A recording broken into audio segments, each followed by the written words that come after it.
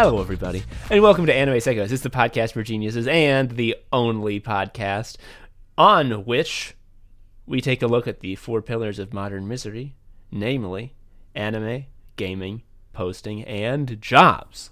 I am Tom, an anime sicko. I am Joe, an anime sicko, and if you know this podcast, and you should, you know that basically 1 out of every 4 episodes there's another person here. Yeah. And this isn't one of those, so. Joe, okay, I'm going to tell you, I'm going to lay it out on the line for you.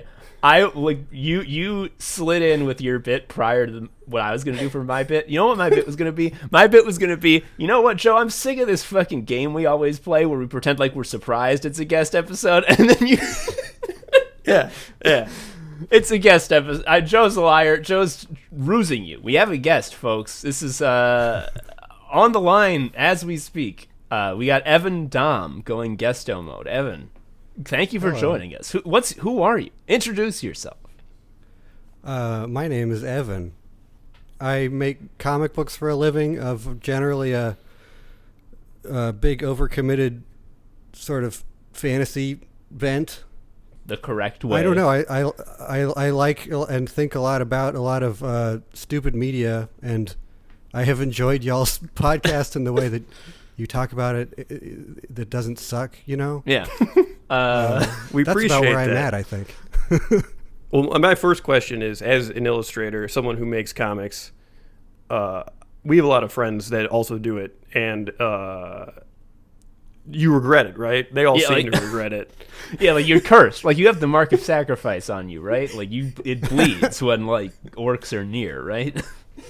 There's a bit of that. I mean, I do deeply and constantly love it, but it's horrible and like unsustainable and all this stuff that I was hearing when I was a kid in a less like in a less friendly and self-care interested internet about like how comics will break your heart and it's a lot of work and you may not succeed. All that was just true. Yeah. Like it's not like you're supposed to power through that and succeed. It is just always going to be an enormous self-destructive amount of work. Yeah, the whole thing with like, don't be an artist unless there's nothing else that could sustain it for you. When I was a kid, I read that as sort of like just like a quirky little self-aggrandizing thing artists said to like sort of make it sound pretty cool. Like, oh no, it's legit.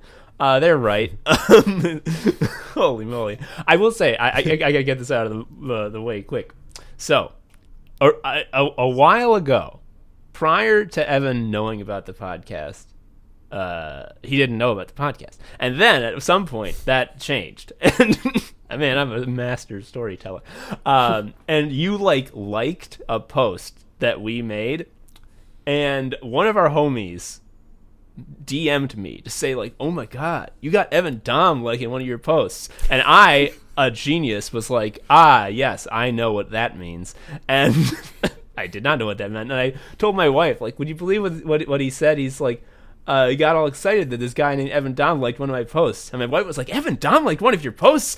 And that's cute. I was like, should I know? And then I looked you up, and wowee, turns out, yes, you I'm going to say it, you've written some good fucking comics. Since that moment of ignorance, I've read Rice Boy and Order of Tales, and folks listening at home, I'll tell you, this is the sicko seal of approval. Good comics. Fun to read. Yeah, so most people might think that webcomics have to be about gamers. That's not true. Can you tell us about your work? There's panels. I'm looking at them. There's little guys. You can do such a better job explaining it than I can. Well, they do. They are chiefly composed of panels.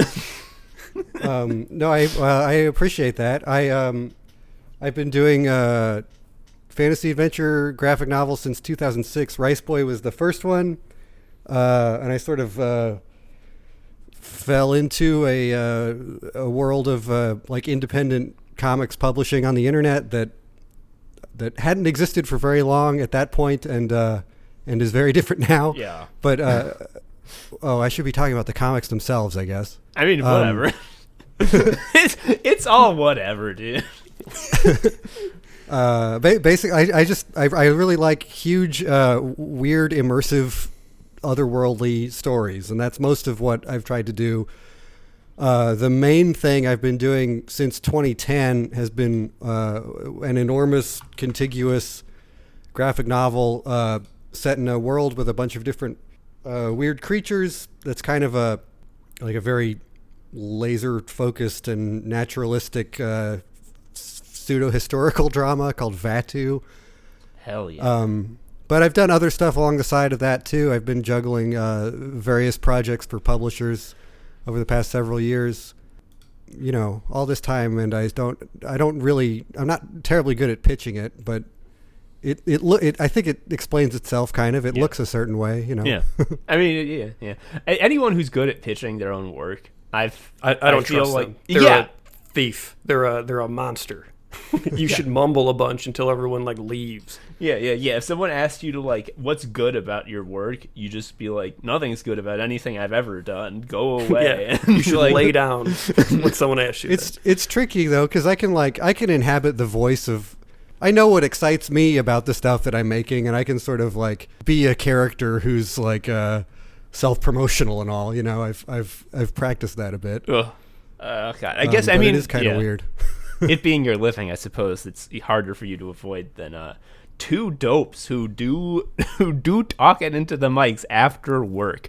I'm seeing here on the doc that, and I read this, and my eyes again. I already used my eyes popping out, and I have to suck them back in with a big crank. I used that gag last episode, but it's happening again, folks. It's the best one. It's so good. That you started Rice Boy at age 18. Am I reading this correct?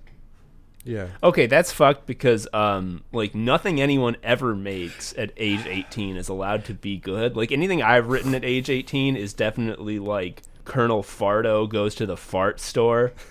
I mean, it's a wreck, and it's kind of aspects of it are kind of like tacky and clunky, and it's the whole structure of it in retrospect now kind of just looks like a pastiche. But it was I'd been drawing comics a lot before that, and Rice Boy was the first thing that felt like, you know, I was doing it in a real unselfconscious way. So I don't know. I don't see it as particularly good at this point, but I see what I was going for, I guess. That is such a strength for visual mediums, I think, because Tom talked about it a little bit. Like when you're a visual artist, you have like an old sketchbook. You'd be like, look at this when I was developing this style. Wow, you can see sort of like the progress and like where this was on a view of the world and an ethos. But with like writing, it's like it sucks. Like everything before sucked. That's why you don't know about it. I don't want you to hear about it. Anything unfinished is awful. I mean, like a picture, a drawing, you can be like, this drawing's objectively pretty mediocre. I haven't developed my style yet. I don't really have a grasp of you know the techniques that I wanted to do. But like a rube, me looking at a drawing is always gonna go, wow, it looks like the thing from real, but on paper.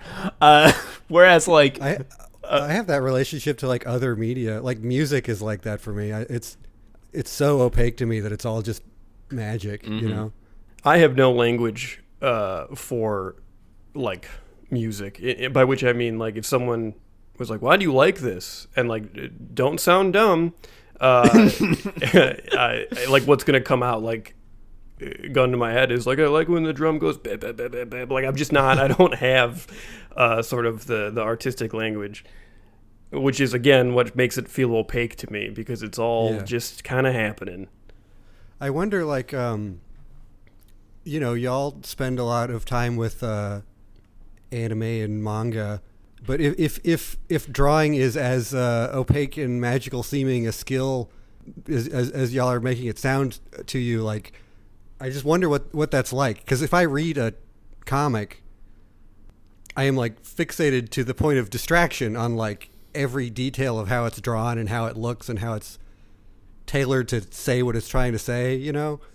Yeah, I I obviously I'm not an artist, so I don't have like the like I'm not looking at like visual communication probably the same way you are, but I do get like the storyteller hat. Tom gets that too, where you're like reading a manga and you're like, well, I complain to Tom all the time about the current Kengan Omega thing, which sucks because I can only see this as like a storytelling fuck up.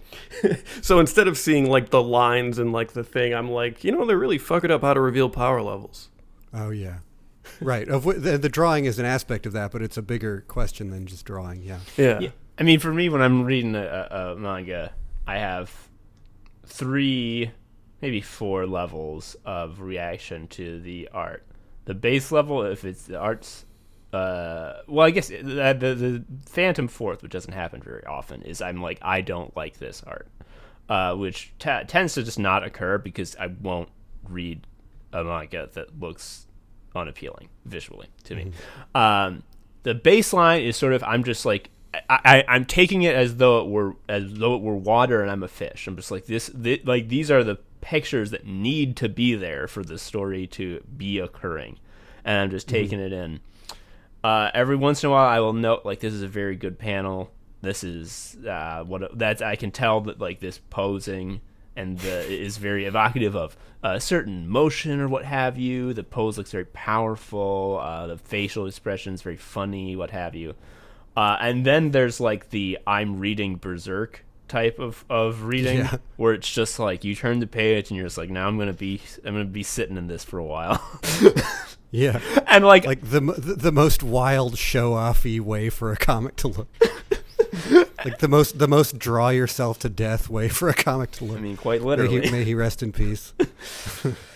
But yeah, like I am curious, like how does that process change when you actually like you see a panel, and not only do you see the picture, but you see all of the decision making that went into like why this panel, like why this pose. How is that? I don't know. I like this just getting into each other's brains way of talking about this. Can you turn it off? That's also a sub question. Oh yeah, that's it's interesting. Not really. I mean, I'm not interested in it because I mean the reason I'm into these sorts of media is that I love drawings, and the reason I love it is not because of what it accomplishes, but because of like what it is, And if something is like, I don't know, distasteful or ugly, I just kind of can't watch it. I can't watch these newfangled anime that have a lot of like 3D models that are like traced and filtered to look like drawings. Yeah, that's bad. Distasteful, and I can't stand it. The Berserk one is especially a huge sin. Oh, yeah. It looks like Awful. a Windows 95 screensaver, like Bonsai Buddy shit. It's really bad. I can't sit through that. Yeah. But what is it like? I mean, I think about this a lot with Dragon Ball. Hell yeah. I was going to pivot to Dragon Ball if you weren't. I had it already. It's I haven't been reading comics actively in like a very long time, and that's been the thing that's sort of gotten me back into it, and it's just hugely it's like a fucking revelation how motion and like rhythm works in that thing. It's like I've just passively learned so much from it. Yes. And none of the drawing in that is very complicated or show-offy. It's just like every single thing, even if you can tell it was drawn like hastily, is done from this like enormously confident, very particular space, and it just nonstop awesome. Yeah. So awesome stuff. I'm so pleased whenever I see someone who knows about drawing read Dragon Ball and have this response, because I said previously on the show that like if you are someone who is attempting to be in the public space and profess to be any sort of authority on storytelling or art, like it is required that you have read Dragon Ball. Otherwise there's no way for you to really know what you're talking about, because like it's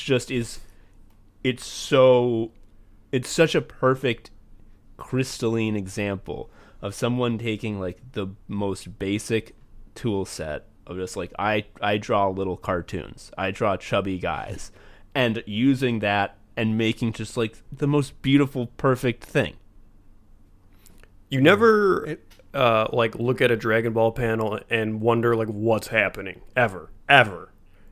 Mm-hmm. Even the most intense fight, you're like, oh, this is clearly communicated. What's happening? The momentum is clear. There's no confusion. And there's some like complicated choreography going on like from the start. Like he's always like really emphasizing like movement, and he wants you to understand exactly how it's all happening. Mm-hmm.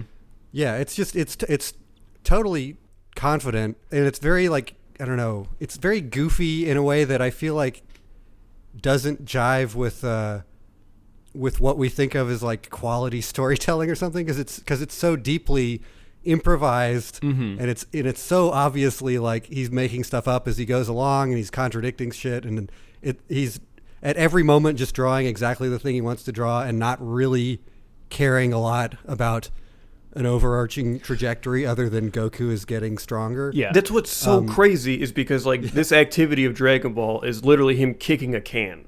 It's yeah. I think that the nut of this, especially given that like Toriyama has said in the past, like I have no fucking idea why anyone likes this goddamn series and it makes me keep drawing it. These like the only interesting plot I ever thought up for it was the Frieza saga. Why did you keep reading? I don't get it. He has like the witch's curse. It's just, it goes to prove that even if you are like the greatest cartoonist of all time, you won't be free from like the trap of being an artist. It's just that like he was cursed by being the best at drawing like fights, at guys moving around. And no matter how threadbare the actual, mechanics of the plot may be, it's just like when I was talking about like when you see someone's sketch and they're like, this sketch isn't very good, and I'm just like, this is the best thing I've ever seen in my life. How did you make a man? you trapped a man on the paper. Just like the act of seeing art that good, of fights that well drawn, is like the most compelling thing in the world. Like our ape brains are just like, oh my god, maybe he'll catch a deer for me and then I'll eat it. Fuck, it's so good. I love Dragon Ball. It really is wild how much better the manga is than the sort of cultural memory of the anime. Yeah, exactly. I love the show, and I grew up with the show, and I've rewatched it a lot more recently, and it's very like campy and I don't know, loud and goofy, but it's just a poor translation. I mean, it's not. I mean, the comic, every single thing is done exactly as it should be. Mm-hmm. I don't know. I feel like defensive of it because I'm coming from like, I guess, a graphic novel tradition where a story, the platonic ideal that everybody receives is that a story is a cohesive thing that you can pitch and that has like a beginning, middle, and end. And Dragon Ball is not that at all. Mm-hmm. It's so deeply about serialization in a way that I love, but which does not yield a thing that holds together in a way that we tend to prioritize. I think in the Anglosphere, maybe stories holding together. Yeah. I don't know. That's been like a focal point for me thinking about this comic, but and it gets like way good and then much worse. Like it fluctuates a whole lot. Yep. But he's always drawing exactly the stuff he wants to draw, and that's beautiful to me. That's all. That's all anyone could want, really. He draws the best fucked up guys. I want to, at some point, I want to do a tier list of all like the various, like you got your Deborahs, like, like all those like spiky guys that he has produced over the course of the sagas, even to be villains or whatever. Mm-hmm. They're all awesome. And a lot of them have genie pants. Yeah. They do, a lot of them. This MFer loves when people wear vests and curly-toed shoes. I think like every artist has like a motif that they can't escape. Like Tarantino can't help but being a foot pervert, and I think Toriyama's thing is like he can't help but include genie aesthetics. Yeah. Mm-hmm. Someone's got to be dressed like Aladdin all the time. I like the Cell's weird little babies. What?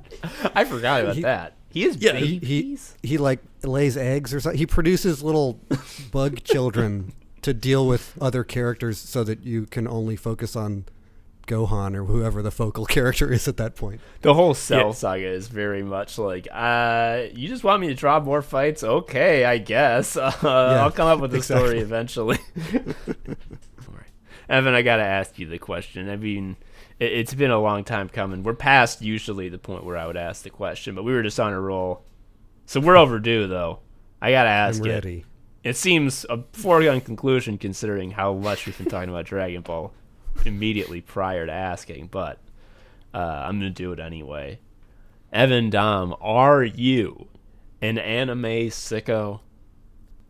Well, okay, briefly, I recently ordered off of eBay a laser disc of 2 episodes of the 80s anime Dirty Pair, having, of course, no way of playing a laser disc to put on my wall. So, yeah, probably more now at any prior point in my life, I would say. Hell yeah. Hell yeah. That's such a cool thing to put on your wall. Those things are huge. I learned 1 year of French on Laserdisc. Oh, sick. I just wanted something with the, like, the appropriate weird 80s design, and that's the only affordable piece of paraphernalia from that show I could find.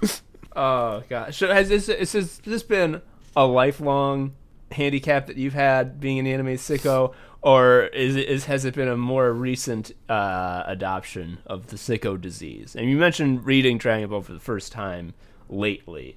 Is that just something because you hadn't got around to it, or has it been a more recent sicko? I had always been sort of tangentially aware of it, and I watched stuff here and there as a kid, and I was very fascinated in that 90s way with like this mysterious new pop culture that was starting to emerge in America, Yes. And part of it was hard to access, so it was more enticing. Yeah, exactly. That was a very exciting thing to me.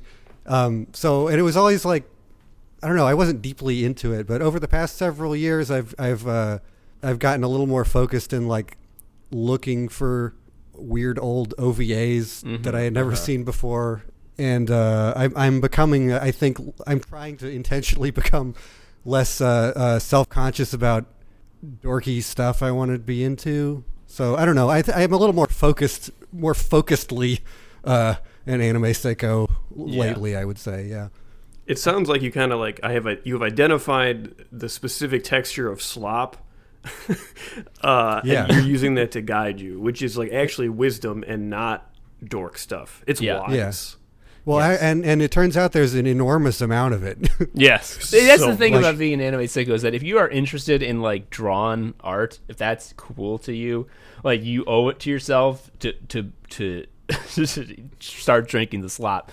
Because, like, the fact is, like, over there, they force a lot more people to spend a lot more hours drawing than people do here. And, labor-wise, it's a nightmare, and many of the artists die. But it does produce just an objectively huge number of drawn images of cool things. And even, like, I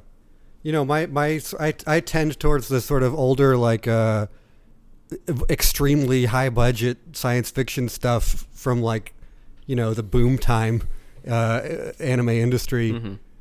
So even like a bygone era like that, there's just huge amounts of it that is pretty easy to find and looks like nothing else. I love it. Hell yeah.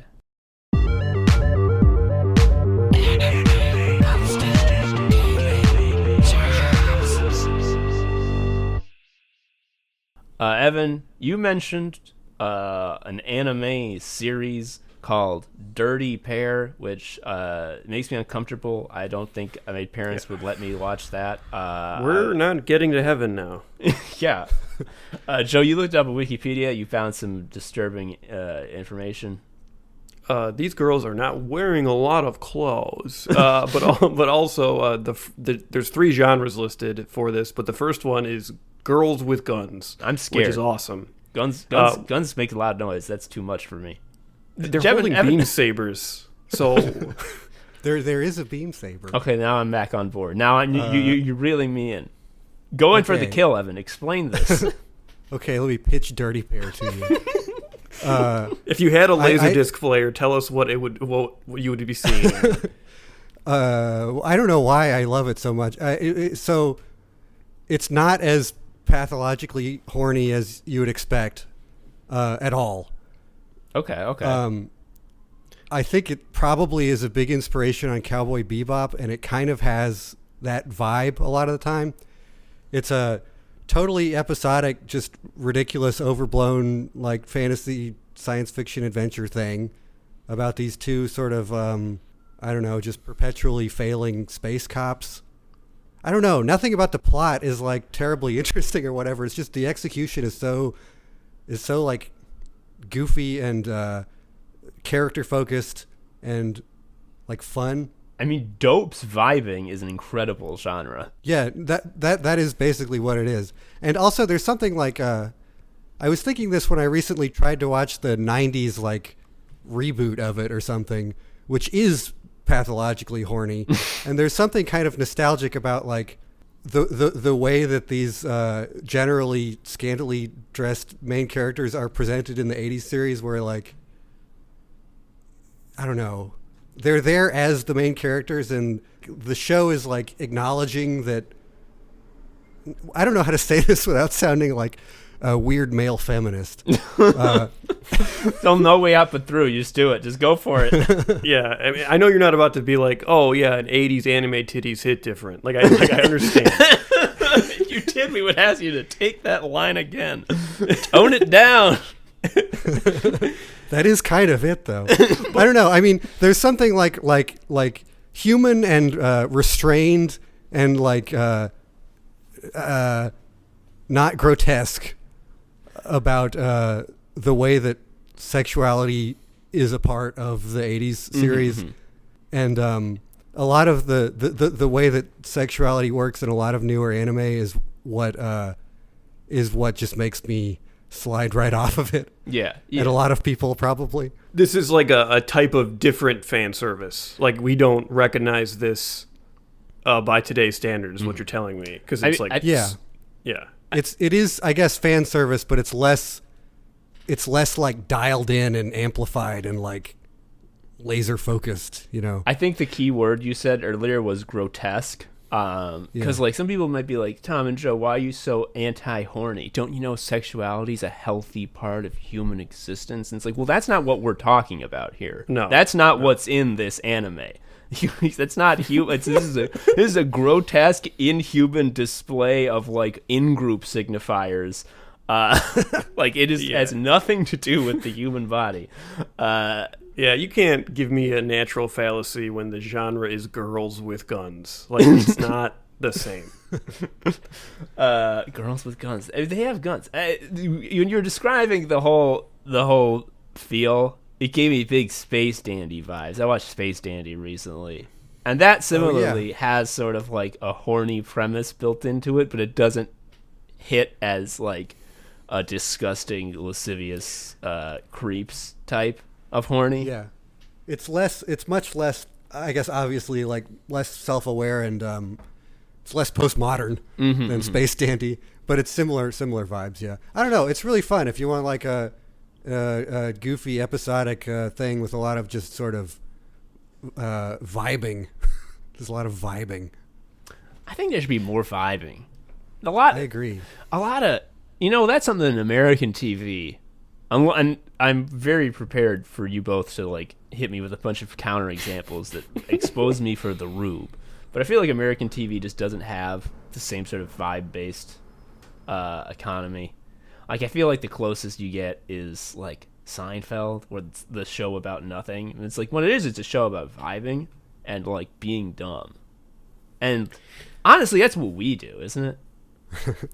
I feel that. I mean, I it is frustrating that so much storytelling feels compelled to like always be accomplishing something. I don't think that. I think that's kind of a dead end. Yeah, because like most of my life, I'm not accomplishing shit. Oh yeah, my batting average is awful.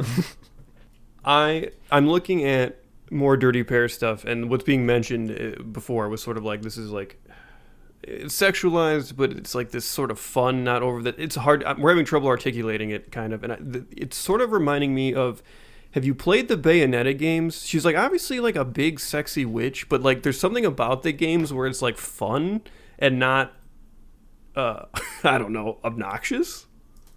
I'm not up on new video games at all, but I can imagine what you mean. Yeah, we can leave that out, but that was the first thing that kind of came to mind, is that it's like you have like it as like a fun romp sexually, like it's sexy, but not like I need to make sure no one knows I've consumed this. Yeah. No, and like centrally, the agency of the characters is kind of the main thing. They got big hair. I love the red-haired one's hair. Now that's fun. That's some 80s hair. I love that. So now I'm interested to watch this. Probably not on Laserdisc so much, just for like logistical reasons. But like before this conversation, I would have just written off Dirty Pair. I knew about it. It's just like, oh, it's like an old, like just like horny, like fun, whatever thing. But now I know it's not just like the fan service that I hate. There's like, it's a vintage late 80s horny, like right? It's like its own category. Mid 80s, yeah. Yeah. It's yeah, I don't it's worth watching, absolutely. Hell yeah. Because yeah, as Joe said, my understanding of it was like it's the thing that the animations that play behind like someone's vaporwave track came from, and like yeah, I mean they've clued into the vibe heavy nature of the program, I think. Hold up, you know what? This whole thing, I'm looking at this results. This whole thing just sort of gives me the same feeling as that famous picture of the old Taco Bell, where there's just a bunch of pastel shapes everywhere. Remember that Taco Bell? Yeah. That, where it's just like no one's doing it like this anymore. Like whether or not they should be doing it like this anymore, that's up to interpretation. But like the you fact look is, at like Dirty Pair, or you look at that old Taco Bell, and it's just a fact that there will never be a new one of these. There could be like a way too over budget, way too nostalgic reboot of that Taco Bell, but it can never be the same. Yeah. Sicko mode, sicko mode, sicko mode. Sicko mode, sicko mode, sicko mode. Sicko mode, sicko mode, sicko mode. Sicko mode, sicko mode, sicko mode. Evan, reading your comics and sort of getting the vibe that is contained therein. This is a guy who loves quests. Yeah. It's not surprising to learn that you are, like us, a connoisseur of the menu-based video game genre, JRPGs, where you undergo a world-spanning quest across multiple fantasy worlds, interfacing with them mostly by scrolling through a spreadsheet. Am I correct? I mean, this is another thing that I've only really come to in a more focused way lately, like since the pandemic, basically. But wow. But it's a wild, stupid medium, and I really love it.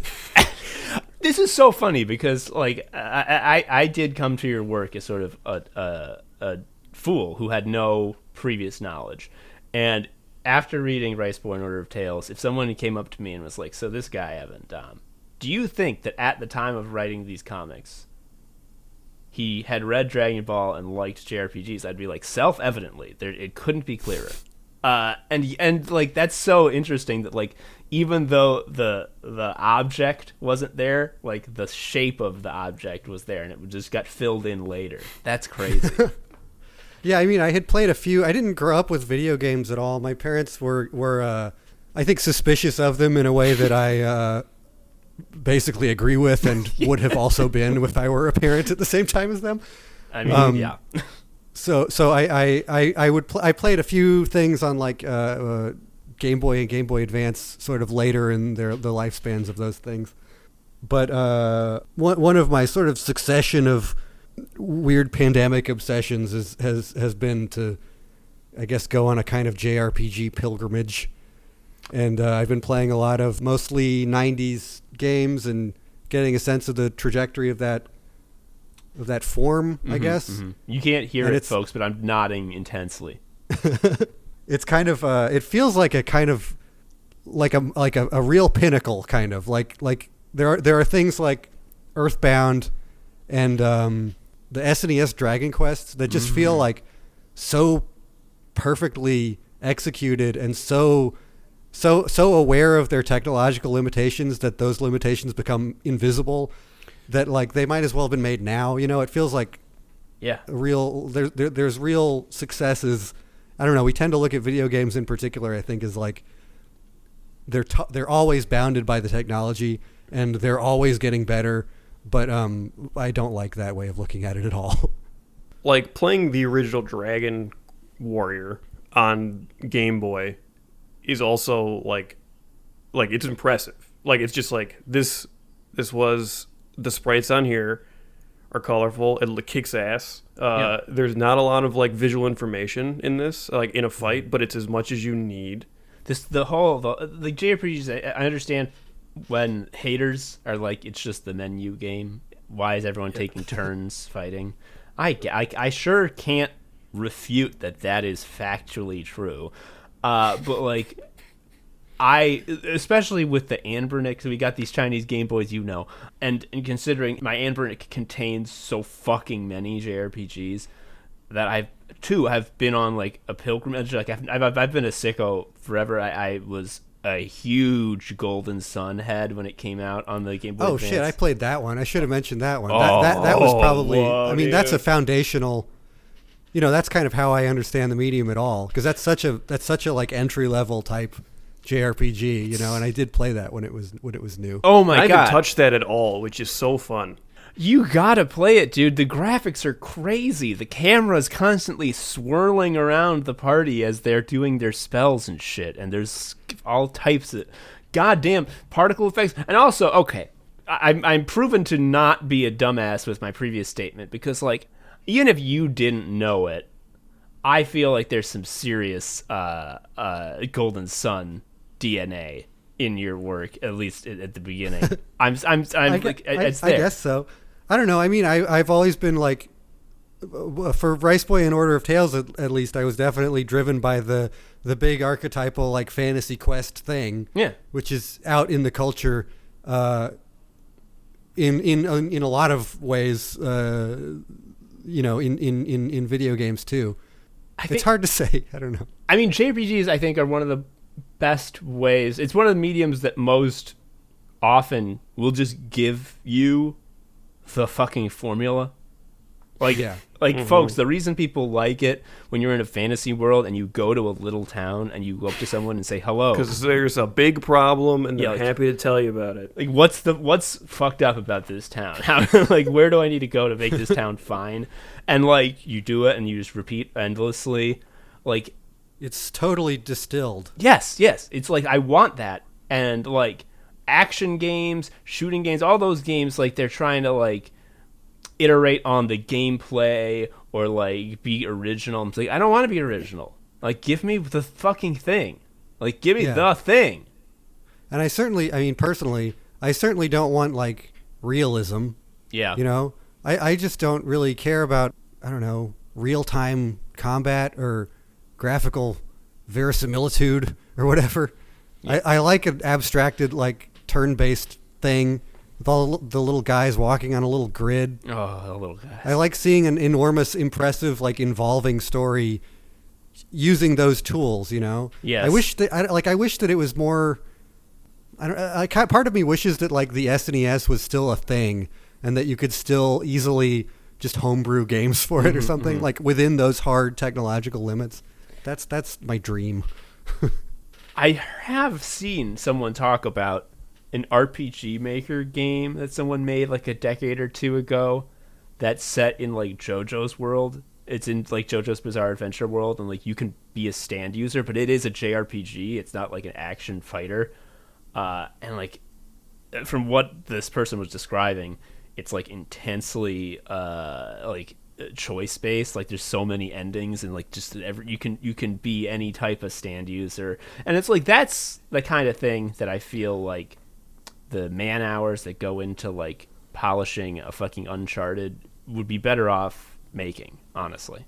Also, the appeal of the JRPGs is that there aren't really big choices. You get in your little car and you go along for the ride till the end. Like there's some comfort in that, right? Like I don't have to think about like, oh, what's this branching path necessarily mean?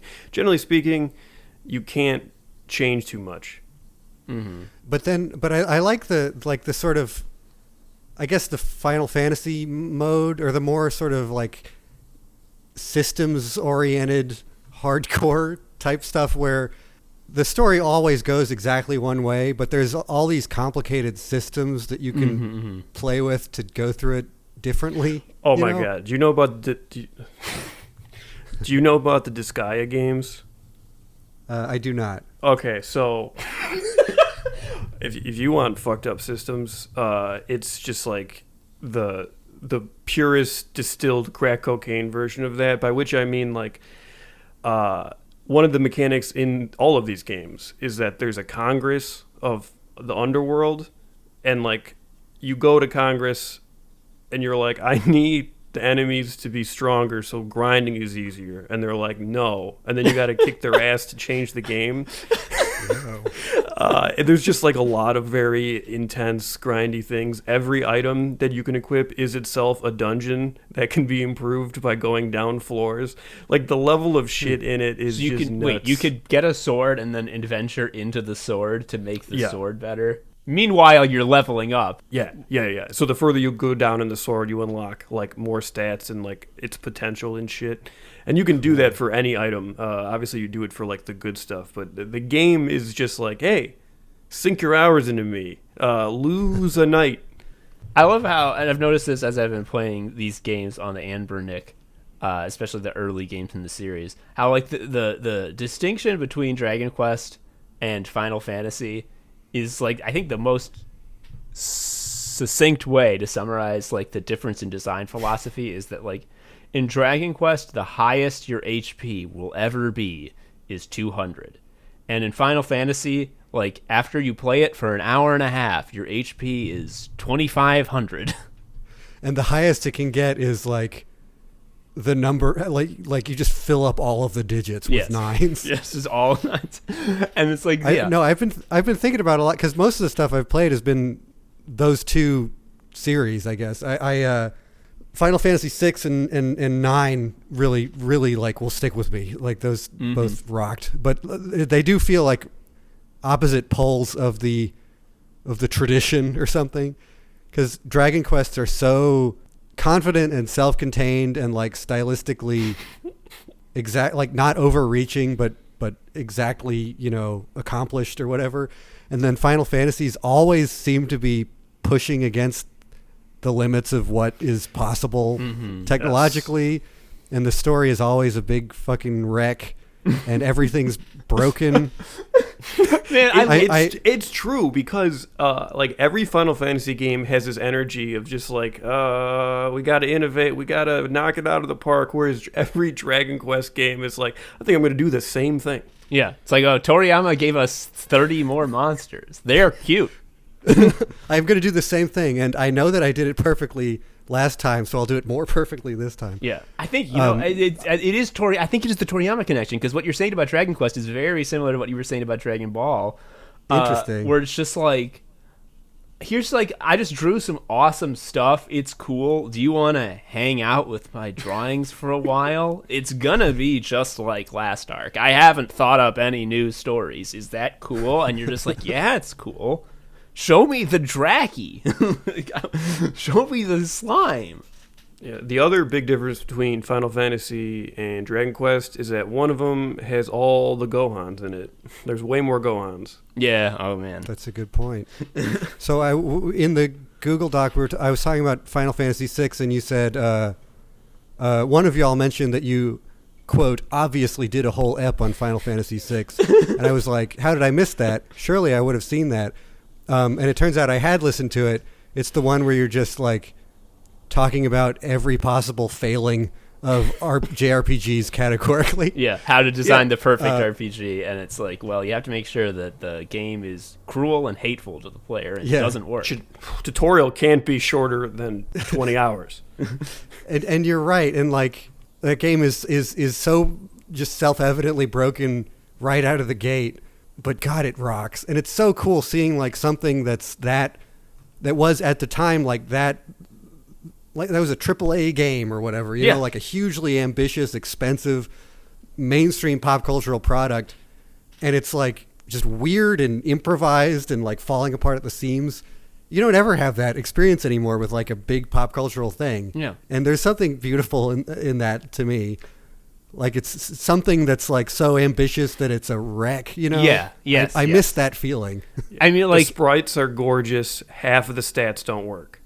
you have an incredibly beautiful like work of art final boss fight against Kefka where he's got 4 phases, and his big like god sprite is one of the great works of pixel art, and the fucking dancing mad background music, like the score for his final boss fight, is like one of the great compositions of the modern era, and it like again straining against the limits of what the SNES can put out in terms of sound, just like making a really stunning piece of music. And it's like, wow, this is incredible. Meanwhile, like the flip side of that is if you just cast Ultima over and over, you win real easy. And also the the character development of Kefka, the Italian clown, is that he shows up and goes, ooh, I hates goodness, ooh, I love evil. And it's like, I wonder if this guy is gonna be evil. And like he gets hit by the god beam and he's like, time to do evil. And it's like, oh no. But like the received knowledge being that this is like the greatest antagonist in all of video games. I mean, he kind of is. Like, what's there to get better than that? He's just the Joker. Like, he's just the clown. Like, everyone is losing their mind about Magic Joker. It's good shit. I like 2/3 of the way through that game, I totally unknowingly, and I didn't realize I had done it for like hours and hours, did the thing called the sketch glitch or something. Like I accidentally used one of the character's skills at the wrong time and then immediately got like 75 of the best swords and shields in the game. So the rest of it was just like, you know, effortlessly easy. Oh my God. I love it. It's You so can do good. that without meaning to at all. I would never love get that glitch because the person who has sketch sucks. Oh yeah, that's true. Well, I think I was in the process of determining that for myself. Yeah, that's another thing that I love that we talked about that in the fucking episode. Is it just like in old JRPGs, they like didn't know about like you don't have to put in guys who suck. Like, and like part of the fun of playing these old RPGs is like which of these spells and or characters and or weapons or what have you is just like nothing, like, and which of them are actually real, because like there's gonna be a character whose like special ability is that like they suck ass and you should never use them. That doesn't really happen very much these days. It never happens with Dragon Quest because there's only 4 people tops, and obviously they're filled out like in terms of differences. Everyone's got a different weapon. Oh, there's plenty of, I mean, it's not characters, but there's definitely, at least in 3, there's a lot of spells that you should never use. Like sleep. I've been playing Dragon Quest 3, the SNES one. It's awesome. You can be a little useless clown. I love it. Oh, the clown. What is the point of the clown? It's so good. I think there's some thing about like class changes where like if someone takes levels in clown, it like makes their stats better later. But I don't know. I think it's just for a joke. I love how in that's different though, because in the beginning, in like the tavern where you get your party members, someone's like, fighters are good for fighting. Mages have very useful spells. Clerics have healing. The Jester is a joke class. There's no reason to pick him. We put it in for laughs. It's just like, oh, okay. Thanks. Well, I did it, and I am laughing about it. So. But if I came across that information from an NPC, I wouldn't believe it because all of these games are full of lies. Yeah, anyway, they do like I would, to me that reads that like you need a max Jester because he gets Ultima at the end. Oh shit. Okay.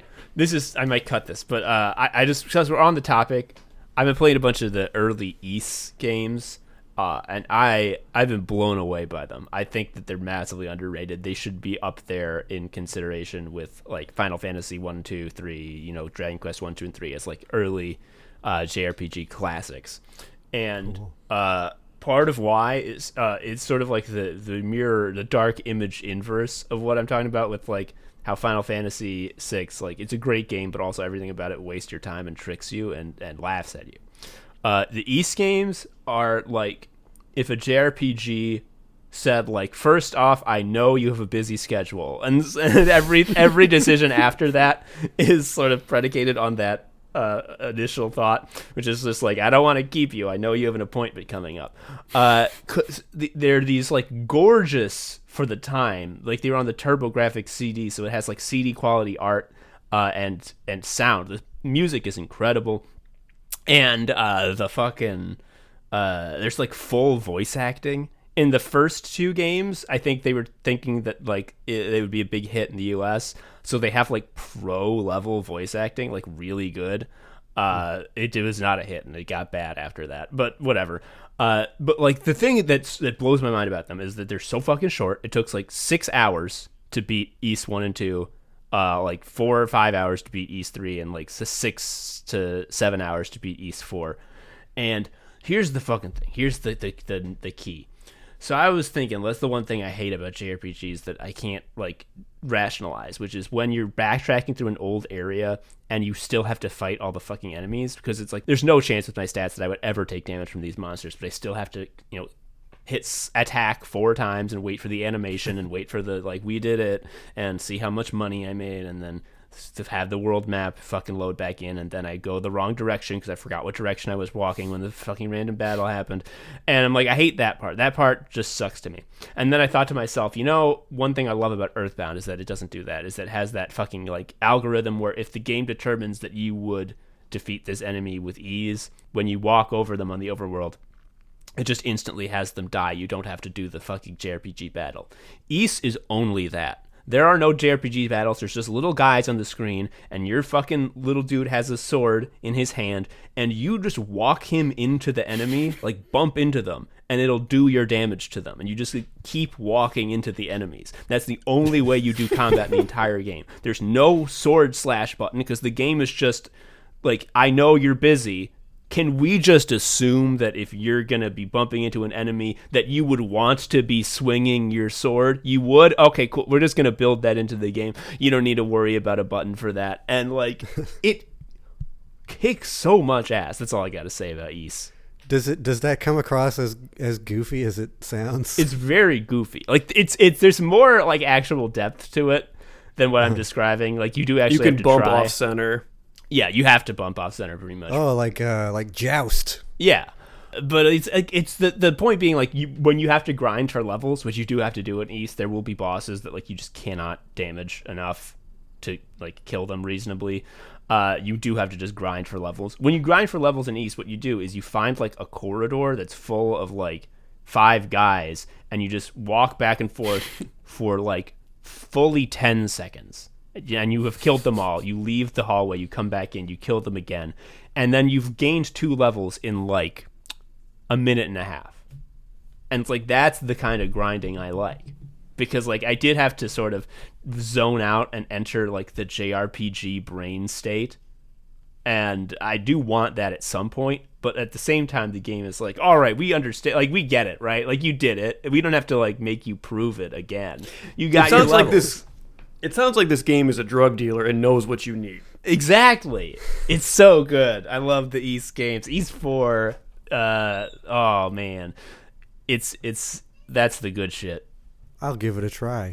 I've been playing I have I think an earlier model of the Ambernick thing that y'all have, or some comparable thing, but mostly I've been playing on a thing called a Super Console X. Oh, hell yes. Which is a little Chinese emulation box that plugs into a TV, and it's great. That's such a powerful name. It really is. I have a tiny CRT I got out of the trash, and I have my little bootleg video game box. CRTs, they make a difference. Like if you actually want the real, absolutely, the deal, like you want the actual pixel smearing to give the real sort of fidelity, you need that awful radioactive box in your home.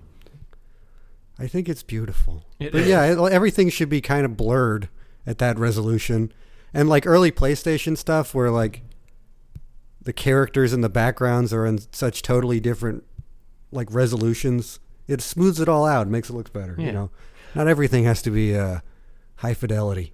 You know, so much of this damned modern world is pushing you to just accept the drip feeds of content that they've provided for you, which are ever dwindling. There's fewer and fewer options as the years go by, or options that are functionally identical, making them no choice at all.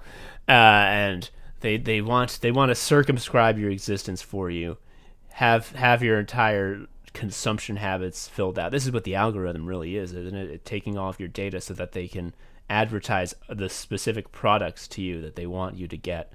I think, therefore, it is very powerful and meaningful to take this sort of active role in shaping your slop consumption habits, where you buy a Chinese console. They don't want you to get that. They sure hate it because it's 100% criminal. And getting your old CRT. I see here in the document that you chugged it 2 miles across Brooklyn. This is basically a spell. Recall Rain Clark teaching us about magic. What you did was you cast a spell on the JRPGs to make them more fun, and it worked. Right. I built all of that carrying a heavy box around Brooklyn energy into my future enjoyment of the thing. Yes, like for real. I believe this. No, and it's still slop, but I mean, if it's all like pirated and if it's all decades obsolete, then like whose slop is it anymore? You know? Yeah. I'm looking. I googled the Super Console X because the name kicks ass, and I love this because it's just showing you the games they have stolen that are on the device. They're like, we have The Legend of Zelda, Wind Waker, Devil May Cry is on here. Like they're just showing you what they have stolen. It's unabashedly explicit. It's got it all, baby. I love the Super Console. Thousands of games. Thousands of games. Man, this thing looks dope. It comes with PlayStation controllers. They're very shitty. It's kind of the same. I mean, it's basically the same thing as the Game Boy. It's just you plug it into a TV, and the controllers are shitty. We're the anime sequels, and we're here to say anime is bad in a war crimes way. Evan, we talked about in the last segment, we mentioned the ever dwindling streams of content that this awful world provides us.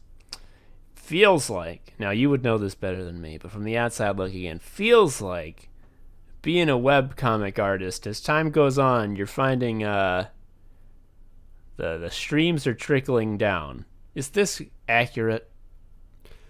Yeah, basically. It's funny that it would seem like that to somebody outside of it, but yeah, it seems like. I mean, it feels like more and more. I mean, I think this more consciously now, that I just kind of got lucky doing a particular thing that was in no way unprecedented, but that didn't really exist in a webcomic space. I started it at a particular time, and a time when people went to actual websites as opposed to, Facebook and Twitter. Mm-hmm. And that got me to a point of some tenuous stability in the medium or in the industry or whatever. Yeah.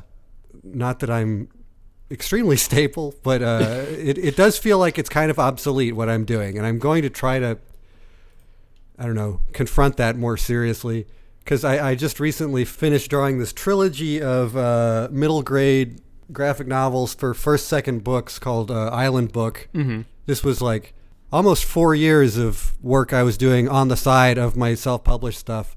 Mm-hmm. It's the first serious stuff I've ever done with a publisher, and it was a lot of like stabilizing money from advances. But now I don't know, I have to figure out how to make self-publishing continue to work in this new world where people don't really go to websites. Yeah. I don't know, it's a big transitional period for me. I'm trying to think about it more carefully. Because like one of the things that we sort of are grateful for is that Anime Sickos is our hobby shit. Because like just the idea of having to put in the effort that it takes to make some project like this shoot money out is like nauseating to me. And I don't know, like, yeah, I don't know what the answer is. Be rich already. That is an answer. Yeah. Have you tried that? I had not thought to try it. Yeah, you're gonna have worth to a do shot. is go back in time and like yell at your parents to be more rich. Yeah. You got to go back in time and re-roll. I mean, you know, that's a solution.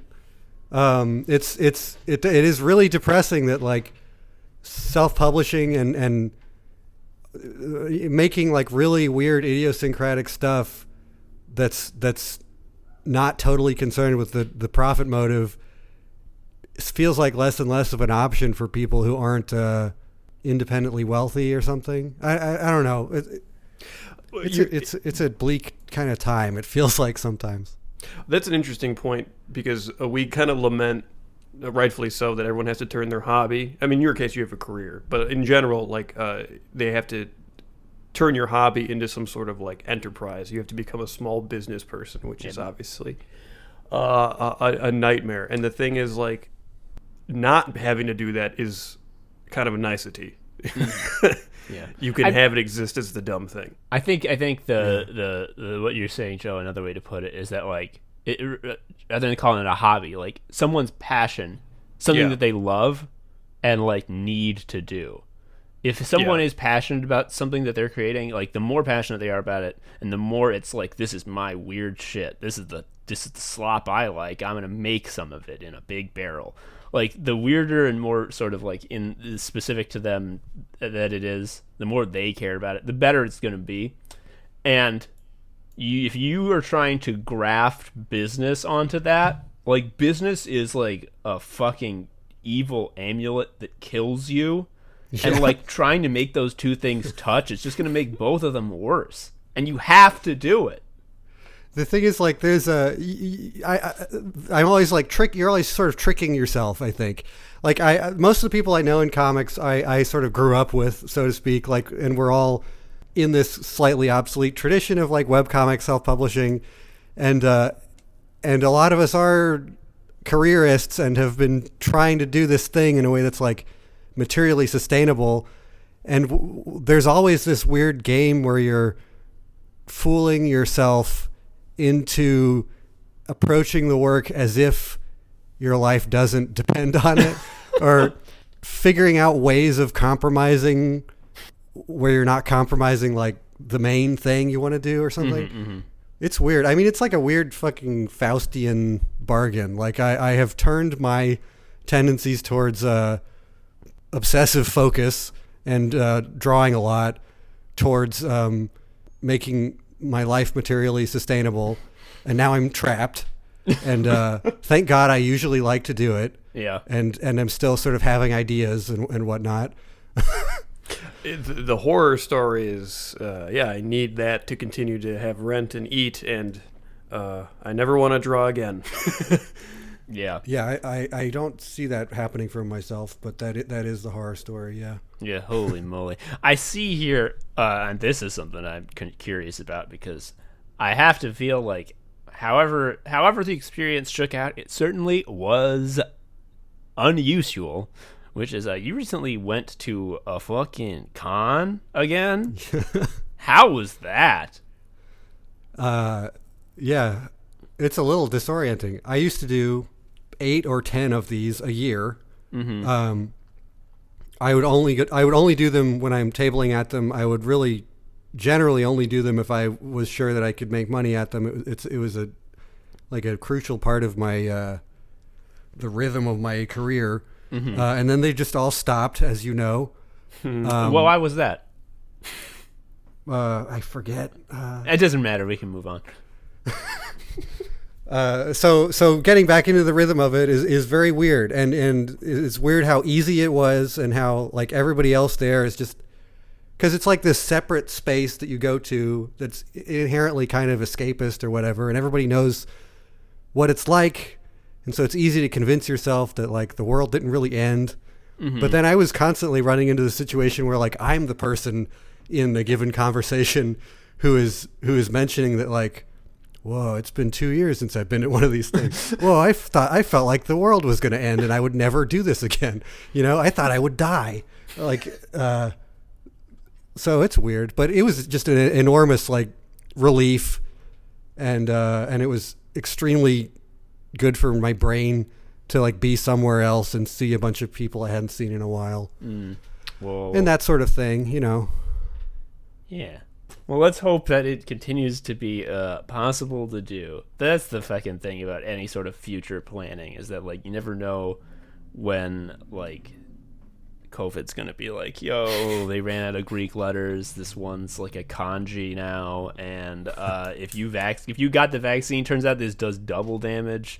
They fucking found the hard counter to the vaccine. Oh, this sucks. The hardest I laughed recently was, I was on Twitter and a doctor quote tweeted themselves, and the original tweet was about how Omicron seems more milder and it's not as early signs are good. He replied to himself being like, I'd like to withdraw my previous comments. It sucks. I was wrong. It's actually way worse. And like I just laughed because like the pace of the comedic switch was like, the timing's perfect. The things keep happening that feel like they're like too on the nose events in a disaster movie. Yep. Yeah. It keeps being a caricature of itself. The way life makes liars out of everyone so fast is very funny. Yeah. Fuck. Well, let's go. Let's transfer to a less bleak track here. As someone who has been drawing professionally for such a long time, years, you might even say, it stands to reason that your skills, your technique, and even your sort of philosophy towards creating and art and what you make has evolved and changed in that time. Would I be accurate to say such a thing? You would, indeed. Oh, wow. It's like I knew what we were going to talk about in advance. Can you speak on that, Evan? I'm at this phase now where this comic Vattu that I started in 2010 is like, I have said to myself that an ending is in sight, which it is. And like as soon as I admitted that to myself, I'm like, oh, I can do anything next, you know. And it's hitting me how it's very weird working on something for so long and being in a lot of ways beholden to the ideas of what it would look like that I had when I was 22 or something. And that book itself has changed significantly. You know, as much as it sort of elegantly can do, and it's improvised a little bit on top of my initial idea for it or whatever.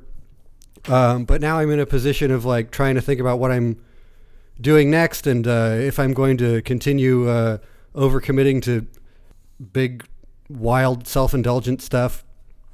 And I'm trying to think about like, this is a thing that that my recent transition into being less embarrassed about liking dorky shit is making me think. I want to make like pulpier stuff. I want to try to seem smart less. Yes. Oh, yeah. You're describing sickle mindset. Yeah, hell yeah.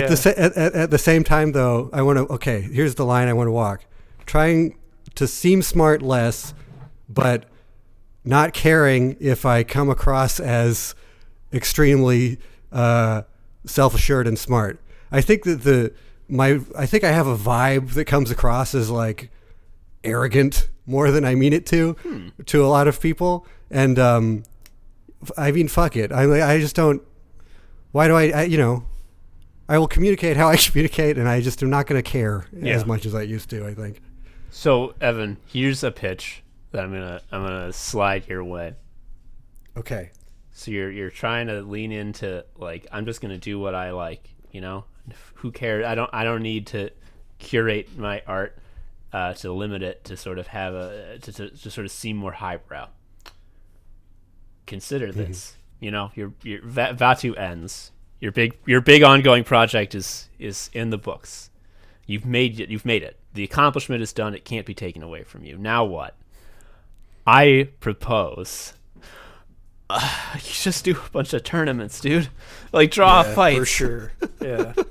Like, draw a tournament. Make the people have crazy powers. We could give you powers. Like, if you need powers, like, we'll provide you with the powers, and then have an action figure. I mean, I literally have thought of that. I generally don't like space as a setting, but if it was set in space, you could draw different alien guys. Guys could just be weird for I do like no reason.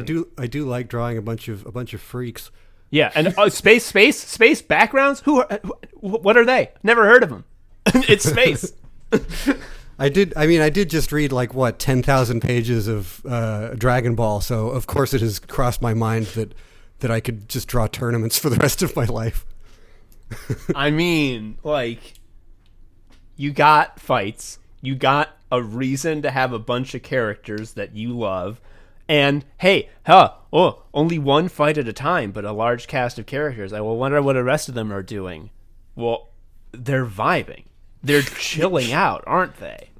They're This all is another sitting thing. in the stands being like, wow. More vibing, yeah, absolutely. I'm going to transition to more vibing in my work. That's whatever the case. I can guarantee that I will do that. Mm-hmm.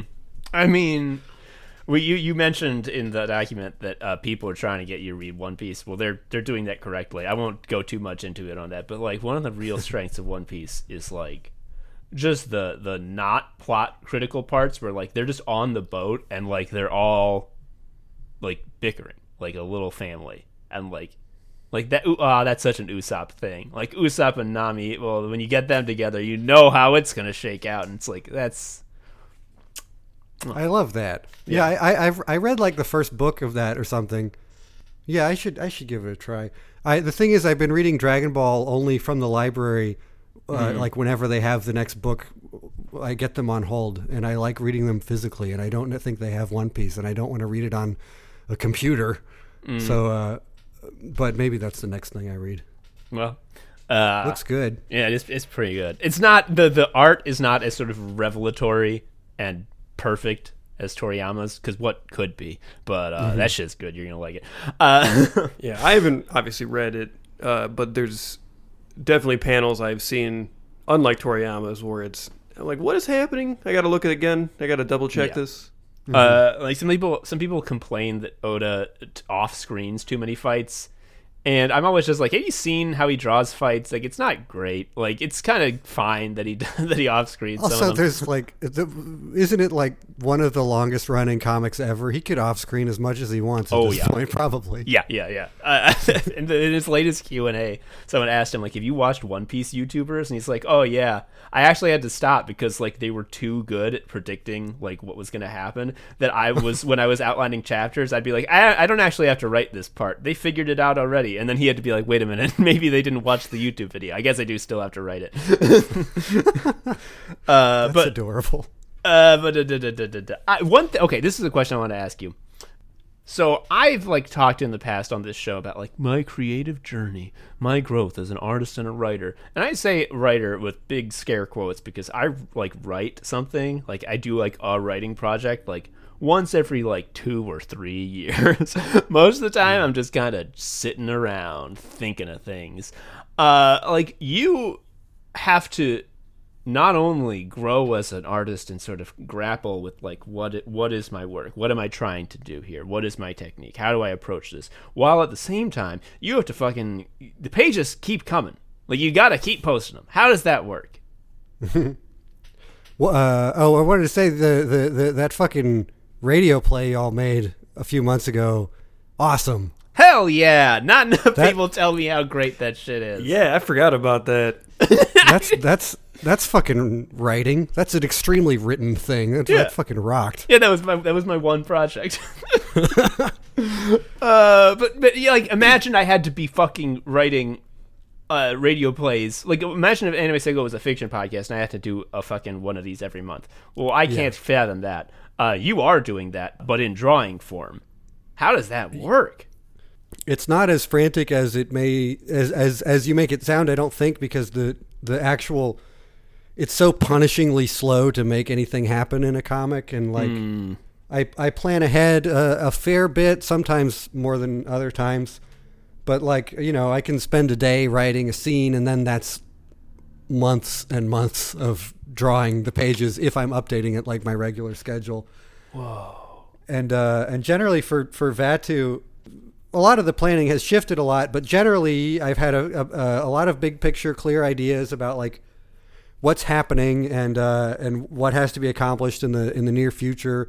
And if I'm unclear on something, then I at least am driven by like, and I know what the big focuses of the story are. It's about a pretty focused number of characters and ideas, and like I can push forward. I know how to push them forward even if I don't exactly know what I'm doing. But generally it's planned far enough ahead that drawing, when I get to the point of drawing a page, it's just executing upon a plan. That all gets complicated, of course, when I'm like juggling another project or two, which I guess literally always am. Suffice to say, it cannot be overstated how fucking slow it is to make a comic book. I think that was the sort of context I was missing, because when you just said like, oh, well, here's the thing, I can plan out a couple of scenes and then it takes like months to draw them and release them. I'm just like, I didn't think of that. It just didn't fucking occur to me. It's like when we had Josh McVitie on before, and he was like, you know, when I make music, like I don't have to be able to perform it live. I can just like construct it. And I'm like, what? You can? I just don't know these. This is wild. Okay. It's time intensive, and you're the only one doing it. Like, as much as you're the only one drawing, so when it takes all this time, compare that to podcasting, where there's another person trapped with me doing it. But you are doing this in solitude a lot. You must like really vibe though. Like, I imagine you experience the flow state a lot, where you can just lose time. If I'm listening to enough disco. Now, this I need to hear more about. This is good. Yeah, no, we finally reached the meat of the discussion, folks. I have very different like brain settings, and sometimes I'm in very much like a music mode, and then it can just sort of like it can be just like I forget that I'm doing it. But a lot of the time it's just a slog. Probably most of the time it's kind of just grunt work. But I've been compiling a big disco playlist. Hell lately. yeah! You know what? I'll send it to you. Please I do. need, if it's gonna unlock my mind, yeah. We'll post it. We'll fucking share that shit if you're okay with it. I mean, how would you not be? Why would you not be proud of this beautiful thing you've made? You know what I think I've realized about the question I asked is I think that I made it in my head seem like the process of like, you know, continually producing pages, and then on top of that having to like understand like, how am I going to grow creatively? What's next for me?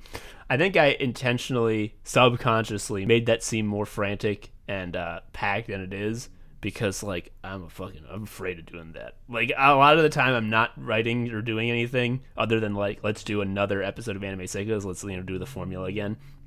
Because I'm like, what if it's too hard? Like, what if it's too hard this time? That's scary. I don't want to do it. And you know, the fact is, it's self-evident to anyone who's ever fucking written or drawn anything that the more you do it, the better you are. So I gotta fucking stop not doing it. Yeah, and you're not. I mean, it's not necessarily that you put everything down and stop to think about what you're doing next. You know, Like the making of the thing is the thinking about it, kind of. Yeah. And if you're just moving forward in like a honest enough way or something, then it'll be pushed in the direction that it's pushed. And am I understanding what you're saying right? Like I think there's a way of like evolving with what you're doing, where you're not really like stepping away from it and thinking about it, but you're just sort of thinking through the process. It sounds kind of like magical and dorky, but you know what I mean. Well, here's the thing. You're trying to stop seeming like you sound so smart. Being dorky's fine. Sometimes that's the truth.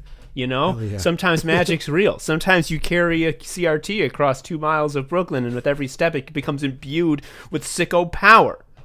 It has an earth element. It's because earth elemental. Transferred up from your feet into the monitor as you walked. Don't use wind spells against Evan's TV. It'll break. Beautiful. Beautiful. Never been horny. Never been horny. Don't tell the paper that I ever got horny. Folks, this is all the time we have for Anime Sickos podcast. We technically have like infinite time, but then it would be a very unwieldy and bad episode that no one would want to listen to. An hour and a half, that's pretty much as good as it gets, as much as people will listen to. So we fill it full of good shit. And folks, that's what we did this time, because Evan Dahm was what you would call a Guesto. Evan, thank you for joining us today. Thank you for having me. Really lovely to be on the Sickos program. Hell yeah. It's our pleasure as well. If people listen to this show and we're like, that guy seems like a cool dude, I would like to read some of his work, where can they go and do that? All of my self-published comics are at rice-boy.com. That's a hyphen in the middle. Or if you look up Rice Boy, that's the sort of thing that is Googleable.